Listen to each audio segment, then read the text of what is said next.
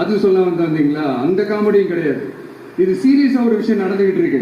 முன்னெல்லாம் சட்டசபையில யார் பேசினா நமக்கு என்ன, யார் அடிச்சுக்கிட்டா நமக்கு என்னன்னு இருந்த கூட்டம்லாம் இப்ப சட்டசபையில என்ன நடக்குது, என்ன பேசிக்கிறாங்கன்றது ரொம்ப உன்னிப்பா கவனிக்கிறாங்க. யங்ஸ்டர்ஸ், நம்ம பெண்கள் எல்லாம் அந்த அரசியல் என்னன்னு தெரிஞ்சுக்கணும், அந்த அரசியல் என்னன்னு புரிஞ்சுக்கணும்னு அப்படி ஒரு விழிப்புணர்வு ஏற்பட்டிருக்கு. அதுல எங்களுக்கு சந்தோஷம் தான். இதெல்லாம் யாரால நடந்திருக்கின்றது நான் சொல்லிதான் உங்களுக்கு தெரியணும்னு அவசியம் இல்ல, அது உங்களுக்கு நல்லா தெரியும். இப்படிப்பட்ட நம்ம தெய்வங்களை, இப்படிப்பட்ட நம்ம மக்களை தற்குறி தற்குறின்றது இன்னமும் சொல்லிட்டு இருக்கிறாங்க. நான் காஞ்சிபுரத்துல சொன்னதுதான் இங்க நான் திரும்ப ரிப்பீட் பண்றேன். நீங்க தற்குறி தற்குறின்னு சொன்னீங்களே, அவங்க தான் உங்களோட அரசியல் வாழ்க்கையே ஒரு கேள்விக்குறி ஆக்கி இருக்கிறாங்க.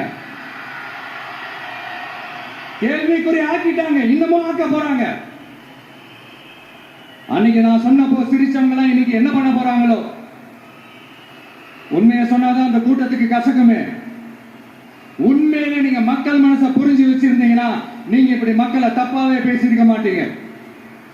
அது என்ன, அப்புறம் அரசியல் புரிதல் இல்லாம மக்கள் நமக்கு ஓட்டு போட்டுட்டாங்களாம். இந்த கவர்ச்சியில மயங்கி மக்கள் நமக்கு ஓட்டு போட்டுட்டாங்க. நான் என்ன, சரி விடுங்க.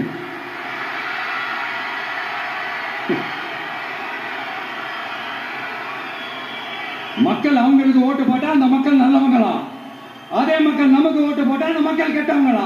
தற்குறியா? இதே மக்கள் தான் இத்தனை வருஷமா உங்களுக்கு ஓட்டு போட்டுட்டு இருந்தாங்க.